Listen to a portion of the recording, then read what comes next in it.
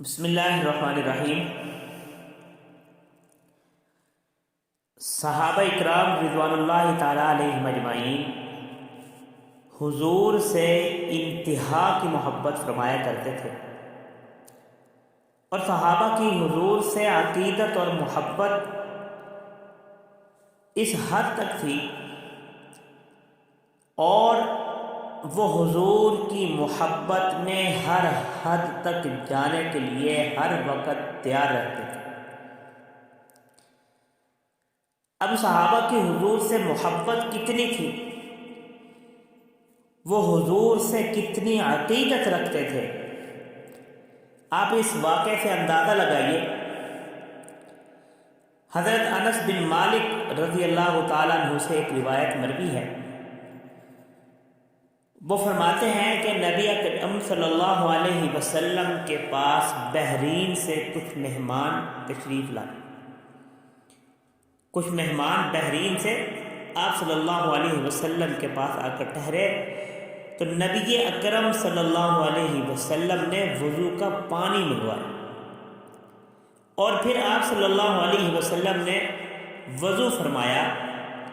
تو جب آپ وضو فرمانے لگے، وہ جو مہمان بحرین سے آپ صلی اللہ علیہ وسلم کے ہاں ٹھہرے ہوئے تھے، وہ جلدی سے آپ کے وضو کے پانی کی طرف دوڑے، اور جو پانی انہیں ملا انہوں نے اس کو پی لیا، اور جو زمین پر گر گیا اس کو انہوں نے اپنے چہروں، اپنے سروں اور اپنے سینوں پر مل لیا، لگا لیا۔ تو نبی اکرم صلی اللہ علیہ وسلم نے ان سے کہا کہ تمہیں کس بات نے اس کام پر ابھارا ہے؟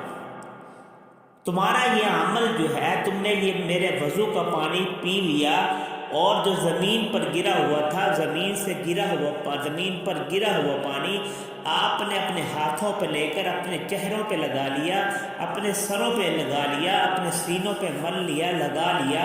یہ کیوں کیا؟ کس کام نے تمہیں اس بات پر ابھارا ہے؟ تو وہ لوگ کہنے لگے کہ آپ صلی اللہ علیہ وسلم کی محبت نے، کہ شاید اللہ کو ہمارا یہ عمل پسند آ جائے اور اللہ اور اس کا رسول ہم سے محبت کرنے لگ جائے۔ تو پھر اس کے جواب میں رسول اللہ صلی اللہ علیہ وسلم نے ارشاد فرمایا کہ اگر تمہیں یہ بات پسند ہے کہ اللہ اور اس کا رسول تم سے محبت کرنے لگے، تو پھر 3 عادات کو اپنا لو، 3 کاموں کی حفاظت کرو، 3 عادتوں کی حفاظت کرو، 3 کام اپنا لو۔ اور وہ 3 کام کون سے؟ آپ صلی اللہ علیہ وسلم نے فرمایا کہ سچی بات کہنا، کہ ہمیشہ سچی بات کہنا۔ نمبر 2، امانت ادا کرنا، امانت میں خیانت نہ کرنا، امانت ادا کرنا۔ اور تیسری بات جو آپ صلی اللہ علیہ وسلم نے فرمایا بہترین پڑوسی بننا، سچی بات کہنا، امانت ادا کرنا اور بہترین پڑوسی بننا۔ کیونکہ پڑوسی کو تکلیف دینا نیکیوں کو اس طرح مٹا دیتا ہے جس طرح سورج برف کو پگھلا دیتا ہے۔ یعنی آپ صلی اللہ علیہ وسلم نے پڑوسیوں کو تکلیف دینے سے منع فرمایا، اور اس طرح منع فرمایا کہ اگر آپ پڑوسیوں کو تکلیف دو گے، آپ کے پڑوسی آپ کی تکلیفوں سے محفوظ نہیں ہوں گے، تو آپ کے پڑوسیوں کو تکلیف پہنچتی ہوگی، تو آپ کے پڑوسیوں کو آپ کی وجہ سے تکلیف ہوئی، تو یہ تکلیف دینا آپ کی نیکیوں کو مٹا دیتی ہے۔